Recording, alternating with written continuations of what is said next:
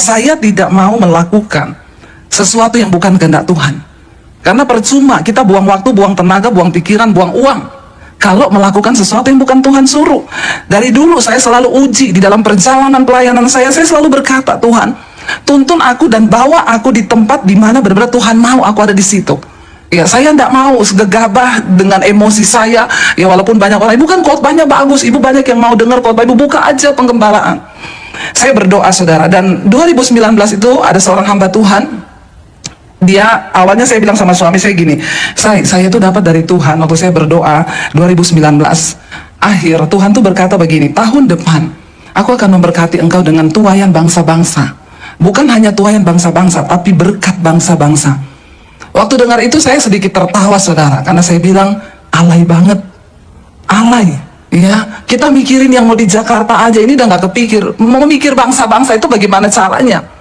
Tapi Tuhan itu ngomong, tapi kamu harus cepet dia siapin wadahmu itu dulu, YouTube itu.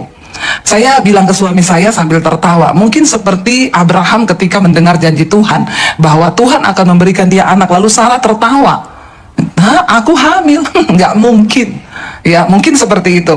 Saya ngomong ke suami saya Tuhan itu ngomong 2020 Tuhan akan memberkati kita dengan berkat bangsa-bangsa, tuaian bangsa-bangsa. Suami saya juga berkata, terlalu muluk-muluk kayaknya ya bangsa-bangsa. Ya pokoknya saya cuma ngomong aja, itu yang saya dapat, terserah kamu percaya atau tidak. Aku juga sih agak sedikit ragu.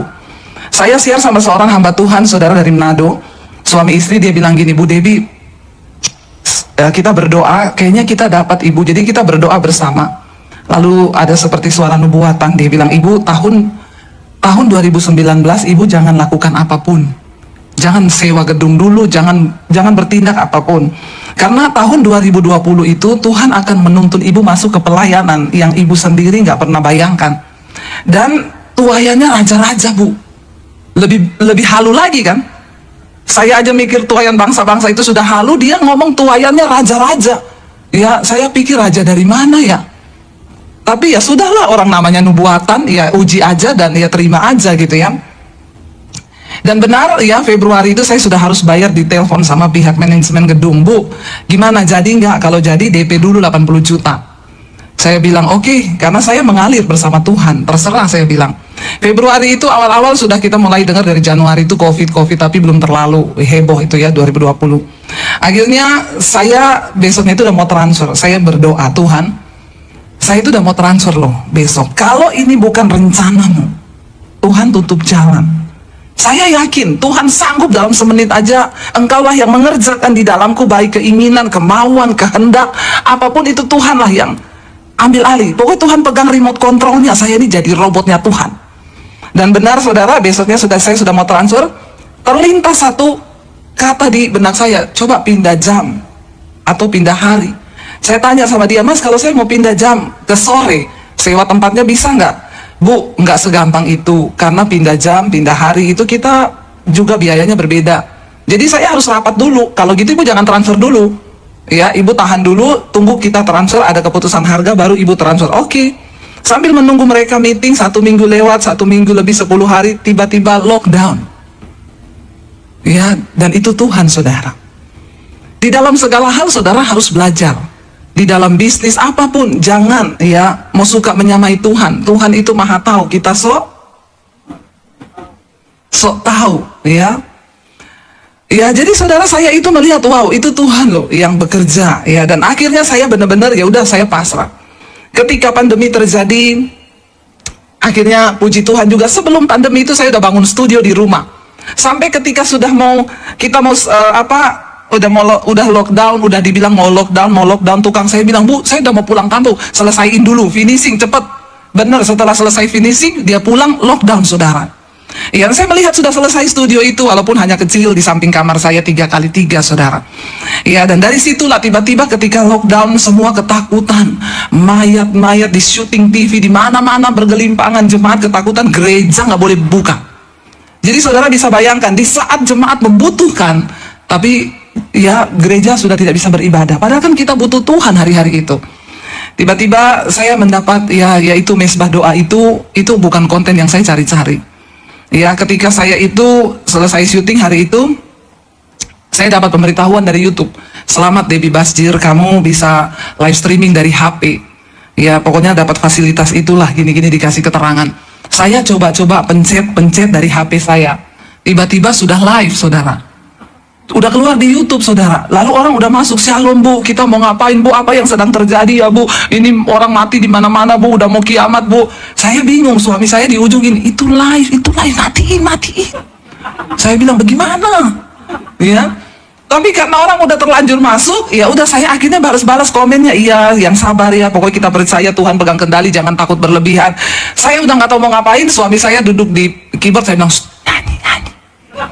Ya, lalu akhirnya dia mulai main lagu, saya nyanyi cuma dari HP, saudara. Akhirnya nyanyi, ya saya nyanyi, jemaat semua, mereka itu ya udah kirim gambar logo, nangis semua. Yang ikut malam itu ribuan, awal pandemi 2020. Dari situ mereka bilang, "Ibu besok lagi ya Bu, kita berdoa ya Bu."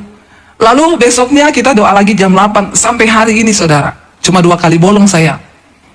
Ya bahkan waktu saya kena COVID, saya satu keluarga itu bintang 2 COVID. Jadi 2 kali kena COVID, di awal November sama di bulan Juni yang kemarin yang pas Delta tinggi-tingginya itu banyak orang meninggal. Itu kami kena lagi, dan memang saya berdoa, "Tuhan, kalau Tuhan mau izinkan saya kena, enggak apa-apa. Kalau itu untuk bersaksi bagi kemuliaan nama-Mu, ya, tapi jangan mati Tuhan." Saudara, ya jangan terlalu takut lah. Kenapa? Saya percaya, saudara tahu nggak, di masa pandemi itu, masa pandemi ini, sudah ada satu jumlah tertentu memang yang harus dipanggil. Jadi kita mau ngumpet kemanapun, kalau waktunya kembali ke rumah Bapa, ya itu kan sebuah keuntungan, kata firman Tuhan, amin. Mati itu untung kan, amin. Amin itu kayak tidak yakin. Ya, kalau aku hidup, aku mau hidup bagi Kristus, tapi mati itu sebuah keuntungan. Makanya saya nggak mau takut berlebihan, saudara. Saya bilang, "Tuhan, kalau Engkau izinkan saya kena, enggak apa-apa. Kalau itu untuk kesaksian." Makanya yang bulan Mei akhir kami kena itu, saya belum tahu itu Delta, karena belum top Delta itu. Ternyata setelah kita kena, saya dan suami, yaitu suami saya hampir lewat, saudara. Karena yang Delta itu dia menyerang pencernaan. Ya bukan batuk, tapi muntah terus suami saya. Karena kakak ipar saya meninggal di Solo kena Delta. Dan kita pergi lihat. Ya, dan istrinya peluk-peluk saya, saudara, nangis. Saya nggak tega, saudara. Bagaimana waktu dia meninggal itu, memang suaminya meninggal di rumah sakit, mereka satu keluarga positif, cepat sekali, umur 48 tahun, nggak ada sakit bawaan. Ya, lalu akhirnya suaminya langsung dikuburkan dari rumah sakit. Kita sudah komitmen, kita nggak akan pergi lihat mereka di rumah, karena kan lagi positif. Suami saya ditelepon dari tetangganya, kakaknya, "Kamu nggak kesini, kenapa? Ini kakakmu tuh udah nangis di jalan, guling-guling, nggak ada yang lihat loh." Itu orang cuma intip dari jendela, saudara. Nggak ada yang datang, semua takut. Saya bilang sama suami saya, rasanya jiwa hamba Tuhan saya kok meronta-ronta ya. Kita melihat kayak begini nih, bagaimana gitu ya. Di saat orang butuh kekuatan, saya bilang, "Ayo antar saya ke sana." Saya nggak mencobai Tuhan loh ini, tapi kayaknya ini waktu yang tepat untuk kita kasih dia penghiburan. Dia nggak terima, saudara, suaminya meninggal. Akhirnya suami saya bilang, "Yaudah saya antar ya, tapi saya nggak mau masuk. Kamu aja yang masuk." Dalam hati saya, kalau saya ketularan kan kamu juga mesti ketularan. Satu jiwa bertobat, sisi rumah diselamatkan kan virus ini. Rohnya sama sih penularannya.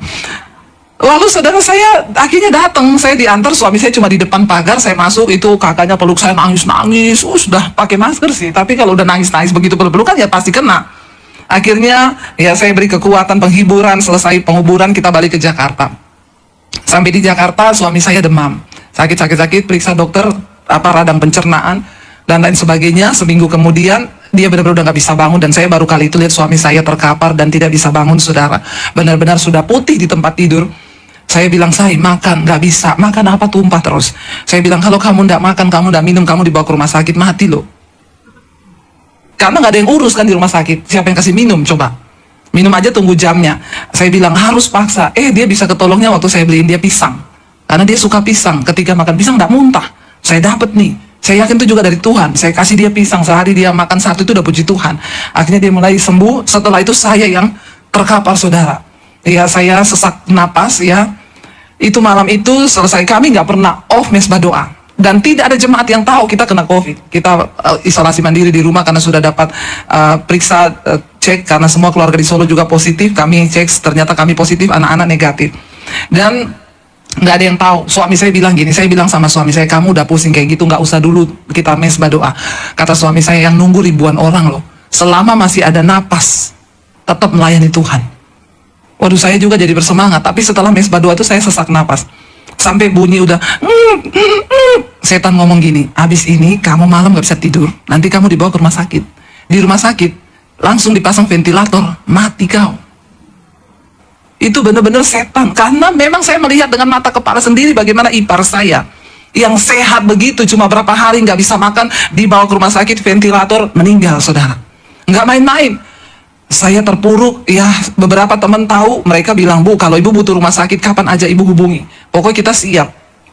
Waktu itu juga obat-obat belum terlalu mahal, kita kenanya itu akhir Mei. Setelah Juni itu baru meledak itu Delta, saudara, nggak ada rumah sakit. Saya malam itu berpikir, saya mau telepon teman saya. Siapa yang mau saya telepon? Tiba-tiba Roh Kudus ngomong, kamu tuh hamba Tuhan. Terkutuklah orang yang mengandalkan manusia. Kenapa kamu nggak cari aku? Malam ini angkat perjamuan kudus. Lalu saya bilang ke suami saya, Tuhan itu ingatkan saya kita perjamuan. Suami saya ngomong, saya juga dapatnya begitu. Yuk kita perjamuan. Kita perjamuan, taruh iman, percaya itu adalah darah Yesus. Segala kutuk, virus, apapun sudah dipatahkan di atas kayu salib. Lalu kita berjamuan malam itu, saudara tahu, malam itu selesai perjamuan, napas saya kebuka, pelong, nggak ada sesat. Lalu jam 2 malam saya batuk, saudara, tiba-tiba tengah malam saya terbangun batuk, saya rasanya pengen muntah, saya lari ke toilet, itu semua riak keluar malam itu, dan besoknya saya sembuh. Itu Tuhan luar biasa. Akhirnya saya bersaksi itu di channel YouTube saya bersaksi. Saya tanya sama Tuhan, Tuhan, kita ini hamba Tuhan loh, kenapa kena lagi nih? Maksudnya 1 kali udah cukup lah, nggak usah sampai 2. Tuhan jawabnya, ini varian baru. Jadi kamu mesti rasa supaya kamu bisa bersaksi. Nah kalau kamu nggak rasa, bagaimana kamu bersaksi? Itu orang takut banget Delta waktu itu. Ya akhirnya saya bersaksi, dan saudara tahu, jemaat mesbah doa yang waktu itu sampai kehilangan, sampai nggak ada rumah sakit kan, mereka praktekkan perjamuan kudus. Sampai ada satu bapak, dia sudah panggil istrinya, dia bilang gini, saya sudah nggak bertahan malam ini, sudah nggak kuat, saya cuma mau kasih tahu kamu ada asuransi ini, pokoknya ini buat anak-anak. Istrinya juga udah nangis karena mereka satu keluarga COVID waktu itu Delta. Istrinya tiba-tiba ingat, dia bilang, Pak, kan Bu Debbie bersaksi mereka perjamuan sembuh, kalau Papa masih kuat, ayo pimpin perjamuan malam ini. Lalu dia imannya bangkit, mereka perjamuan malam itu. Saudara, sama persis, malamnya dia muntah-muntah, riaknya keluar semua, dan hari itu dia disembuhkan. Saya mendengar banyak kesaksian, bahkan dari luar negeri, di Amerika, satu keluarga itu mereka melakukan perjamuan dan mereka disembuhkan. Itu nggak ada rumah sakit.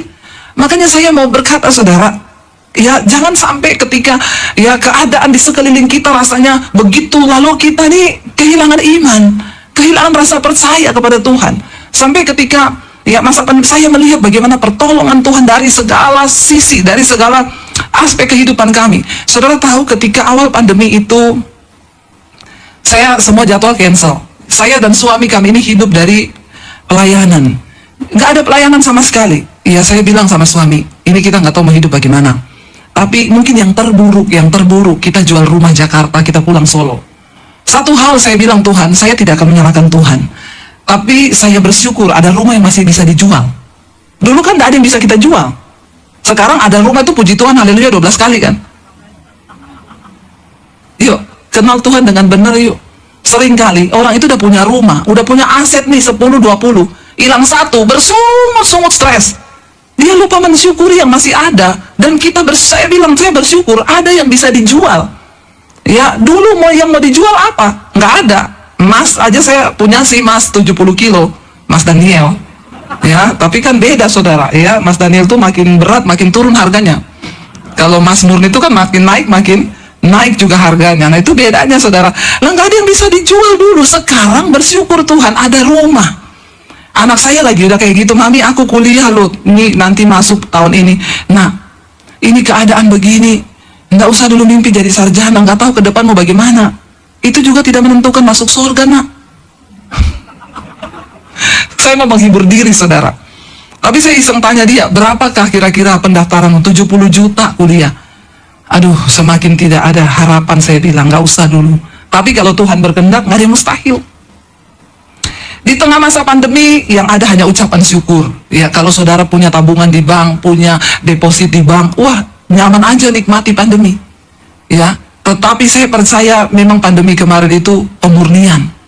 Iman benar-benar sedang diuji dan dipertaruhkan. Akhirnya saudara, saya cuma bilang sama suami, ya kita siap-siap saja. Semoga ada yang beli, tapi aku tahu Tuhan tuh nggak pernah terlambat. Pasti dia kirim pembeli tepat pada waktunya. Di tengah masa pandemi saya nggak tahu mau ngapain. Tiba-tiba saya pengen melukis. Saudara sudah dengar kesaksian saya itu kan? Saya melukis ya, lukisan saya sampai hari ini udah keluar 40 lebih lah. Yang tertinggi itu 75 juta saudara. 50 juta, 25 juta, Tuhan itu, yaitu tadi. Kau lebih tahu yang terbaik bagiku, kau lebih sanggup pulihkan hidupku. Makanya jangan so tahu. Saya melihat dari situ ketika memang anak saya harus masuk kuliah butuh 70 juta, ada yang beli lukisan saya 70 juta. Sampai saya WA, kayaknya salah transfer ini. Kelebihan 01. Dia bilang, enggak bu, itu yang Tuhan taruh di hati saya. Dan itu pas untuk bayar kuliah anak saya. Setelah itu saudara, saya tidak tahu bagaimana Tuhan sanggup membalikkan keadaan. Yang tadinya kami berniat jual rumah, saya mau bersaksi hari ini, saya malah beli rumah lagi. Dan bukan cuma Raffi Ahmad bangun studio, saya lagi bangun studio hari ini. DBTV saudara. Bukan hanya itu, di tengah masa pandemi, Tuhan memberkati kami. Dan kami bisa bangun 15 gereja di desa. Itu yang paling wow. Apa yang tidak pernah kita pikirkan, itu yang Tuhan sediakan. Siapa coba dengan hitungan matematika kayak apa kita bisa memikirkan semua yang Tuhan buat? Saya aja kalau merenung sampai sama suami saya itu tiap hari di rumah cuma gini, Tuhan itu ya, cuma gitu, udah nggak ada kata-kata saudara. Benar-benar melihat apa yang dia buat itu benar-benar cuma bikin kami apa ya, kagum benar-benar ya. Dan hari ini bagaimana kita bisa mengalami janji Tuhan, bagaimana kita bisa mengalami pemeliharaan Tuhan. Mari kita mengenal Tuhan dengan benar. Saya bersyukur lewat mesbah doa saya setiap malam, yaitu yang ikut 50.000, 70.000 saudara. Saudara bisa bayangkan kita butuh gedung gereja sebesar apa, menampung 70.000 itu. Dan itu 70.000 itu satu channel, satu akun YouTube itu yang nonton satu keluarga. Ya, saya cuma bisa melihat Tuhan itu. Dan mereka tuh bersaksi, bu, dulu saya ini jadi Kristen puluhan tahun bu, tapi saya baru mengerti kebenaran. Ternyata ada begitu banyak orang jadi Kristen puluhan tahun tapi nggak ngerti. Ya, mereka cuma datang, duduk, diam, pulang, denger. Karena itu mereka, nah saudara, bagaimana kita bisa memahami Tuhan dengan benar? Nah, paradigma kita harus benar-benar masuk. Saya pernah nyampaikan di sini kalau nggak salah dulu. Saya bilang kita tuh yang waktu itu ya Pak Niko, Pak Gembala menyampaikan tentang dimensi baru. Saudara ingat dulu? Ya, saya sempat berkata kalau nggak salah di tempat ini, untuk memasuki dimensi Tuhan, jangan pikir itu enak. Dan itu seperti roket yang sedang diluncurkan keluar angkasa. Ketika dia harus menembus gaya gravitasi bumi atau atmosfer bumi, itu dia membutuhkan extra power, benar-benar kekuatan yang dahsyat. Bahkan yang tidak kuat meledak di tengah jalan. Tetapi ketika dia sudah menembus gaya gravitasi bumi, dia udah tinggal mengorbit saudara, melakukan semua tugas. Saya ingat banget, saya pernah sampaikan di sini, memasuki dimensinya Tuhan itu seperti itu. Waktu engkau mau mengenal Tuhan dengan benar, roket itu ada daya tarik. Waktu dia mau menembus bumi kan ada gerakan, ada tenaga yang mau melemparkan dia ke bawah. Waktu engkau pengen mengenal Tuhan dengan benar, iblis tuh nggak pernah mau tinggal diam. Ada satu kuasa yang akan terus berusaha menarikmu, mungkin lewat ketakutan, kekhawatiran, masalah. Tapi dekatkan diri dengan Tuhan, kenali Tuhanmu dengan benar, kenali cara kerja Tuhan. Terlalu rugi kita hidup singkat di dunia, kita nggak mengalami Tuhan saudara. Kita nggak mengalami janji-janji penyertaannya. Bagaimana Tuhan berkata, aku akan menyertai kamu, aku akan memberkati kamu. Terlalu banyak janji yang banyak orang Kristen tidak mengalami. Makanya saya dapat orang-orang datang konseling, bu, kenapa suami saya dapat suami kayak begini bu? Ya, suami saya itu begini. Ya, ibu tolong doakan suami saya supaya dia bertobat. Nih salah satu yang saya bilang harus dirubah nih. Ibu harus kenal Tuhan dengan benar dulu ya. Jangan titip doa suamimu sama saya. Saya tidak mungkin menangis buat suami ibu. Hello? Saya tidak cinta suami ibu. Nggak mungkin saya berdoa untuk suami ibu sambil menangis. Tuhan berkati Tuhan. Iya, siapa? Kita pakai nama siapa yang bagus? Yang tidak ada di sini lah namanya ya. Nggak mungkin kan saya, Tuhan berkati James Tuhan. Saya bilang sih nggak mungkin berdoa begitu ibu. Apalagi kalau suami saya lewat, dia dengar saya menangis buat James. Rumah tangga kami bisa terguncang gara-gara saya doakan suamimu. Jangan titip doa. Jangan tulis formulir doa, biar mau dibawa ke Israel sekalipun. Ayo berubah, punya cara pandang yang benar terhadap Tuhan. Kalau engkau tidak datang sendiri kepada Tuhan, engkau nggak bertobat, dan engkau tidak hancur hati di hadapan Tuhan, gak mungkin engkau bisa melihat penyertaan dan pembelaan Tuhan. Saya ajarkan itu di Jemaat Mezbah Doa, jangan cari pendeta. Nggak ada pendeta yang terlalu sakti untuk menangisi keluargamu di hadapan Tuhan. Doa seperti apa yang bisa menyelamatkan orang? Doa seperti apa yang bisa menggoncang pintu sorga? Doa yang lahir dari iman yang benar dengan hancur hati yang kau nangis di hadapan Tuhan. Kenapa saya bilang jangan bawa sama saya? Ada orang-orang Kristen, Bu, tolong doakan. 1, suamiku namanya Tony. 2, anak saya Desi. 3, ini. Saya bilang, emang saya pendeta apaan? Dipikir kita ini makelar. Mau masuk sorga? Nggak bisa, saudara. Ayo kita punya pengenalan yang benar akan Tuhan. Supaya hidupmu tuh nggak sia-sia, imanmu tuh nggak sia-sia, pengenalanmu akan Tuhan tuh nggak sia-sia. Ya, nggak ada. Makanya saudara, sudah terlalu banyak orang Kristen mengalami banyak kegagalan, malapetaka karena nggak kenal Tuhan, nggak kenal firman-Nya. Nah, hari ini yuk kita baca bersama dulu Filipi pasal yang pertama, mulai ayat yang ke-15 sampai ayat yang ke ayat 15 dulu, nanti kita lihat sampai ayat yang keberapa. Filipi 1, Efesus. Kenapa mata saya bisa lihat Filipi ya? Efesus 1 ayat 15, saudara ya. Rasul Paulus berkata begini, karena itu, benar ya ayatnya? Ya, karena itu setelah apa? Aku mendengar tentang imanmu dalam Tuhan Yesus, ya, tentang kasihmu, ya, di situ dikatakan saudara, setelah aku mendengar tentang imanmu dalam Tuhan Yesus dan tentang kasihmu terhadap semua orang kudus, aku pun, ayat 16, tidak berhenti mengucap syukur karena kamu. Dan aku selalu mengingat kamu dalam doaku, ayat 17, dan meminta kepada Allah Tuhan kita Yesus Kristus, yaitu Bapa yang mulia, supaya Ia memberikan kepadamu roh hikmat dan wahyu untuk mengenal Dia dengan benar. Ya, jadi Rasul Paulus itu dia merintis jemaat di beberapa kota, salah satunya di Efesus. Ya, jadi ini kayak Pak Timothy tulis surat kepada jemaat di City of Love. Dia bilang, aku telah mendengar imanmu dan juga kasihmu di dalam Tuhan. Engkau sudah punya iman dan engkau mengasihi orang-orang kudus, engkau berbuat baik. Ya, tetapi dia berkata, aku berdoa supaya jangan cuma punya iman, jangan cuma punya kasih, tapi aku berdoa supaya Tuhan memberikan kepadamu roh hikmat dan wahyu. Supaya apa? Engkau mengenal Tuhan dengan benar. Amin, saudara. Kita perlu roh hikmat untuk melihat segala keadaan. Kenapa? Karena kita tidak tahu tentang apapun, bahkan yang akan terjadi ke depan kita nggak tahu. Karena itu kita butuh wahyu dari Tuhan, pemahaman tentang apa yang akan terjadi ke depan. Saya bersyukur Tuhan berikan saya wahyu, cepat bergerak tahun depan, ambil dunia media untuk pekabaran Injil, dan engkau akan melihat, ya, aku akan membukakan bagimu tuayan bangsa-bangsa. Di tengah masa pandemi, bulan September saya pelayanan terbang ke Amerika, saudara. Wow, itu Tuhan ajaib. Ya, sponsornya nggak banyak, dia yang tepuk tangan, enggak apa-apa. Ya, saya waktu diundang itu dari Jemaat Mezbah Doa di sana, Bu, bisa datang nggak? Jadi ceritanya istrinya kena COVID, saya ditelepon minta didoakan, selesai doa ya sudahlah, saya juga nggak simpan nomor HP-nya, ya selesai, lalu dia datang ke Jakarta, dia bilang mau beli lukisan, saya bilang nggak ada, dia bilang, ibu saya boleh lihat ke rumah ibu lukisan? Di rumah saya nggak ada lukisan, Pak. Loh, ibu kan sering ngelukis. Iya, tapi setiap melukis tuh langsung dibeli orang, jadi nggak ada stoknya. Oh, jadi sekarang nggak ada? Ya ada 2 sih, ya yang lagi saya bikin. Ya udah, itu 2 buat saya ya. Pokoknya ya udah saya kirim gambarnya, dibeli. Nggak lama dia WA, Bu, istri saya ulang tahun bulan September. Ibu bisa datang ke Amerika nggak? September bulan depan? Iya, karena itu Agustus.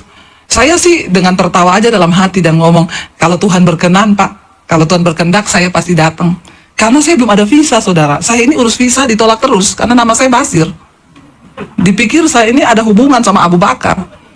Jadi nggak diterima saya ke sana, nama saya udah susah. Jadi saya juga tidak berharap dan ya nggak semangat lah ya. Ya sudahlah, saya bilang iya, saya cuma balas bercanda kalau Tuhan berkehendak.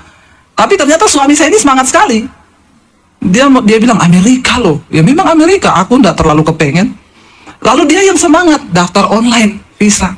Saya tanya sama saudara saya yang biasanya ngurus visa. Saya kalau urus visa sekarang berangkat ke Amerika September bisa? Dia bilang mimpi.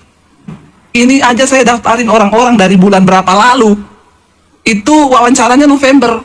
Kamu kalau urus sekarang, pasti Desember itu interviewnya. Itu pun baru interview, belum pasti lulus. Jadi saya bilang sama suami saya, nggak usah berharap. Itu nanti pasti kamu dibalas emailmu, nanti wawancaranya Desember. Benar, dibalas saudara. Desember datang wawancara. Saya bilang, bener kan? Tiba-tiba saya ingat saudara. Dulu ada satu orang yang bilang, Bu, kalau ibu mau urus visa, ya nanti ibu kasih aja nomor registrasinya ke saya. Ini jemaat Mesbah Doa. Lalu saya iseng, pas saya mau pelayanan ke Amerika, berangkat kapan? Agustus. Udah daftar online, sudah. Panggilannya Desember. Ibu kasih saya nomor registrasinya. Saya kasih saudara, lalu dia balas, udah Bu. Ibu pasti berangkat nanti. Ya, bulan September. Nggak lama saya dapat email. Panggilnya Agustus saudara. Dan Agustus itu visa kami berdua disetujui. Ya, dan akhirnya kita berangkat saudara ya. Saya bersyukur, saya kaget dikirimin tiket bisnis kelas kapal. Saya bingung nanti naiknya bagaimana, itu tombol-tombolnya kan banyak saudara. Kan kita orang kampung ya. Jadi saya belajar dulu di YouTube. Takut salah pencet tombol, pintu darurat kebuka. Kan nanti malah jadi masalah. Ya, jadi saya, gila ini bisnis kelas kapal yang terbaik loh ini. Iya, ya sudah kita berangkat sampai di Amerika diperiksa di imigrasi. Saya sudah takut nih, di depan saya sampai dompet-dompet digeledah suruh buka semua. Saya tendang suami saya. Aduh, ini kenapa ya? Nggak tahu. Kita kalau diperiksa sampai kayak gitu, gimana ya? Ya udah pokoknya Tuhan menuntun lah. Begitu kita gilirannya dipanggil, ditanya kerjaannya apa? Saya bilang YouTuber. Dia bilang, oh iya, diminta channelnya saya kasih. Malah pihak imigrasinya ngomong, boleh dong syuting sama saya. Saya balas Wani Piro. Ya, lalu suami saya ditanya, dia ini konten kreator saya. Kita di sini mau syuting, mau bikin video. Oke, nggak diminta apa-apa, nggak ditanya apa-apa, langsung masuk. YouTuber. Tuhan itu ajaib. Ya, kita pelayanan di sana saudara luar biasa ya. Tuhan bawa saya khotbah di New York, di Philadelphia, di Colorado ya. Kita tuh di bawah Tuhan. Yang luar biasa di sana saya dapat pengalaman naik private jet. Bukan mau sombong loh ya. Karena nggak semua orang bisa dapat kesempatan begitu. Ini bukan soal kaya atau tidak, benar nggak saudara? Saya pikir cuma Syahri ini loh yang bisa loh. Ternyata Tuhan tuh kasih kita kesempatan. Ya waktu itu saya juga bilang, Pak, nggak usah Pak, pemborosan. Nggak apa-apa Ibu Debbie, Ibu nikmati aja. Kayaknya kita ini terlalu berlebihan loh. Tiketnya bisnis kelas, sampai di sini naik private jet. Dia bilang, Ibu itu hamba Tuhan kelas internasional loh. Saya cuma gini, kelas internasional apa? Orang kita syuting di studio 3x3. Dia cuma bilang, Ibu tuh nggak tahu ya, dampaknya itu Bu, sampai ke bangsa-bangsa. Tuhan itu ingetin saya, ini loh yang aku bilang. Kamu akan aku berikan tuayan dan berkat bangsa-bangsa. Saudara tahu saya khotbah di sana, orang terbang 6-7 jam dari negaranya masing-masing datang. Cuma untuk ketemu Ibu Debbie dan bersaksi. Saya mengalami perubahan hidup Bu di tengah masa pandemi. Saya diubahkan Tuhan. Dulu saya pemarah, tersinggungan. Dulu saya berantem sama suami. Tuhan ubahkan saya, makanya saya pengen ketemu Ibu. Wow. Saya melihat bagaimana saudara, jadi bayangkan saya mau naik kapal aja, mau ke Liberty, itu ada yang kenal saya, padahal udah pakai masker, pakai topi. Ibu Debbie Basir ya? Kok tahu? Iya Bu, saya tiap malam nonton YouTube, minta foto. Di toilet, di mana orang tahu. Saya baru tahu, justru baru tahu saya. Kan selama ini saya tidak merasa jadi hamba Tuhan. Kayak tadi Bapak bilang, Bu Debbie kan hamba Tuhan, besar badannya Pak. Karena saya tidak merasa saudara, kita cuma syuting di depan kamera. Memang yang nonton 70.000, bahkan khotbah saya ada yang udah jutaan sekarang. Jadi saya tuh baru menyadari, baru nggak ternyata, wow, apa yang Tuhan buat, apa yang Dia ucapkan, wahyu yang Dia sampaikan, itu benar-benar terjadi. Saya diundang ke Makassar pelayanan. Habis itu saya bilang, ditanya, Ibu mau jalan-jalan ke Toraja nggak? Mumpung di Makassar Bu, kita lari ke Toraja. Oke, saya ke Toraja saudara. Saya nginep di satu hotel, yang punya hotel tahu kalau saya datang. Ibu Debbie nginep di hotel saya ya? Iya. Ibu cuma datang jalan-jalan? Iya. Ibu, di sini jemaat Mesbah Doa banyak, jangan cuma jalan-jalan. Ibu bikin ibadah ya? Saya bilang, ini kan masih pandemi Bu, nggak apa-apa, kita nanti prokes Bu ya. Saya atur tahun lalu saudara. Ya Ibu atur aja, saya kasih waktu pokoknya jam 10 setelah itu, karena saya ini mau jalan-jalan Ibu, bukan mau pelayanan. Iya, jadi saya pikir, oh dia cuma atur, orang datang, kita doa bersama, pulang. Saya habis pergi foto-foto, ngejar matahari terbit, di negeri di atas awan di Toraja. Balik ke hotel, ini kok kayak ada KKR. Saya bilang suami saya, kayaknya ini pernikahan. Nggak mungkin ini acara yang cuma semalam kan? Persiapannya cuma semalam, nggak ada brosur, nggak ada apa.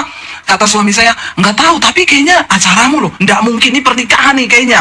Saya datang, orang berebut minta foto, saudara. Baru di depan, Ibu Dewi saya mau foto. Ih bener, ini acara kita loh. Udah gitu, abis itu foto-foto, saudara saya lari kan ke kamar ganti baju. Saya bilang sama suami saya, kalau gayanya kayak gitu tadi, kita mending jangan lihat depan. Kita lewat belakang. Capek foto-foto, saudara. Nggak enak ternyata jadi artis. Untung saya bukan artis, karena harus senyum-senyum terus kan, kering juga gigi. Saya bilang sama suami, kita lewat belakang, jangan lewat depan. Lewat belakang, saudara, lewat belakang-belakang, lewat kamar mandi, lewat pinggir-pinggir. Tukang kebun, tukang sampah, itu kan di Toraja banyak orang Kristen. Lagi nyapu, lagi cabut rumput, lagi mengut sampah. Ibu Dewi boleh foto nggak? Saya gini, waduh, lolos dari sana, kena di sini juga kita. Tapi ya sudahlah, berarti berkatnya mereka, karena mereka nggak mungkin berdiri di sana. Saya langsung, semua bareng langsung ya, langsung nggak usah satu-satu ya, lari semua, lepas sapu, lepas. Tuhan tuh ngomong, lu lihat apa yang aku buat. Dan mereka itu datang menangis, saudara. Ibu, saya bersyukur, Bu. Saya ini tadinya Kristen yang tidak mengerti. Saya merokok, saya minum. Tapi setelah saya ikut mesbah doa, hidup saya diubahkan, Bu. Saya sekarang hidup takut Tuhan. Rumah tangga kami dipulihkan. Itu yang membuat saya menangis, saudara. Apa yang tidak pernah saya pikirkan, ternyata sebegitu Tuhan tuh bekerja luar biasa. Ini saya udah ada permintaan, Ibu. Februari Ibu bisa datang ke LA. Ada 100 gereja yang menanti Ibu di sini. Saya bilang 100 gereja. Berarti saya berapa tahun di sana? Nggak usah tahun, Bu. Nanti kita kumpulin beberapa gereja yang dekat, itu kita bikin KKR, kita sewa satu gedung dari berbagai gereja. Waktu saya di Toraja itu masuk di ballroom hotel, saya lihat, saudara, hati saya itu terharu. Orang datang itu penuh, padahal udah prokes ya. 500-an satu malam toh itu lewat WA. Dan yang membuat saya bersuka cita, dari berbagai gereja Katolik, gereja Toraja, GBI, bersatu kita berdoa bergandeng tangan memuji Tuhan. Tuhan tuh bilang, ini loh pelayanan yang aku buat untuk kamu. Jadi setelah ini kita akan bikin mesbah doa keliling ke kota-kota. Kita berkati Makassar, kita berkati Manado, kita berkati kota-kota. Saya melihat apa yang Tuhan buat, saudara. Kenapa kita butuh mengenal Tuhan dengan benar? Minta roh hikmat dan wahyu dari Tuhan. Kenapa? Tuhan itu punya rencana secara pribadi-pribadi lewat hidup kita. Saya bersyukur menerima begitu banyak kesaksian. Ada seorang ibu, kemarin beberapa waktu lalu dia ketemu saya, dia cerita, Bu, saya ketika masa pandemi, saya ini sudah tidak bekerja, saya sudah keluar dari kerjaan saya karena anak-anak sudah cukup mapan. Mereka meneruskan di bidang properti, Bu. Tetapi ketika kemarin pandemi itu terdampak, Ibu tahu sendiri, properti lesu, anak-anak saya terjebak hutang. Lalu saya begitu tertekan, Bu, karena saya tahu kekuatan keuangan saya itu kalau dihitung pandemi yang nggak menentu ini sampai berapa, sampai kapan. Ibu tahu saya berdoa apa sama Tuhan ketika pandemi, saya bilang, Tuhan, ambil nyawa saya. Saya sudah tidak sanggup menghadapi pergumulan yang berat ini, melihat anak-anak terjebak hutang. Lebih baik saya mati. Lalu Tuhan itu ngomong sama dia, enak aja kamu minta mati. Terus kamu tinggalin anak-anakmu dengan pergumulan, siapa yang akan menguatkan mereka? Dia bilang, di saat itu, Bu, di saat saya terpuruk, tertekan, saya dikirimin channel Ibu. Saya ikuti mesbah doa setiap malam, iman saya bangkit. Firman Tuhan membuat saya kuat. Lalu saya percaya bahwa Tuhan punya rencana. Saya nangis di kaki Tuhan, Bu. Saya mengalami Tuhan. Semua ketakutan diangkat oleh Tuhan, dilenyapkan. Lalu saya mulai berdoa dengan iman. Lalu dia bilang, tiba-tiba bos saya menelpon saya. Kamu sekarang ngerjain apa? Nggak kerja apa-apa, Pak. Jangan diam aja di masa pandemi. Ayo jualan properti lagi. Dia bilang, saya tahu itu cara Tuhan, Bu. Memang secara manusia semua properti lesu, tapi karena di saat saya beriman, itu yang datang berarti itu cara Tuhan. Saya ambil kesempatan itu, dan Ibu tahu, dia bersaksi sama saya, Ibu, ketika saya bergerak bersama Tuhan, di tengah keadaan pandemi, Ibu tahu omset penjualan saya setiap bulan ratusan miliar. Bukan ratusan juta, Bu. Dan itu tidak pernah saya lakukan sebelum masa pandemi. Loh, keadaannya semua sama pandemi, saudara. Tetapi hanya orang-orang yang akhirnya mengenal Tuhan dengan benar dan mau mengubah cara pandang dan paradigmanya sesuai firman Tuhan, mereka akan melihat. Dia bilang terselesaikan, dan saya mengucap syukur Tuhan, itu dahsyat. Coba kalau dia terpuruk hari itu. Saudara, Tuhan tidak pernah menciptakan kita untuk menjadi orang-orang yang kalah. Hanya ketika engkau mengenal siapa Tuhanmu, bagaimana cara kerja Tuhan. Hari-hari ini jangan terlalu pakai logika, tapi mari andalkan Tuhan. Masuk dalam dimensinya Tuhan, dan mari kita mulai ubah setiap cara pandang kita, supaya kita melihat, ya, paradigma kita diperbaharui sesuai dengan firman, bukan lagi kepintaran kita, karena terkutuklah orang yang mengandalkan manusia. Ini cuma salah satu dari kesaksian, begitu ribuan kesaksian yang setiap semalam saya bacakan di mesbah doa. Orang-orang mengalami Tuhan secara pribadi, dan yang luar biasanya sekarang, mereka bilang, Bu, sekarang kami datang sendiri sama Tuhan, nggak titip doa sama pendeta. Saya pelayanan di Amerika, pendetanya bilang, Ibu Debbie nanti waktu selesai khotbah, Ibu bisa mendoakan jemaat satu-satu di pintu luar. Oh tidak Pak, jemaat yang sudah mengikuti saya, mereka tahu mereka tidak akan minta saya doakan.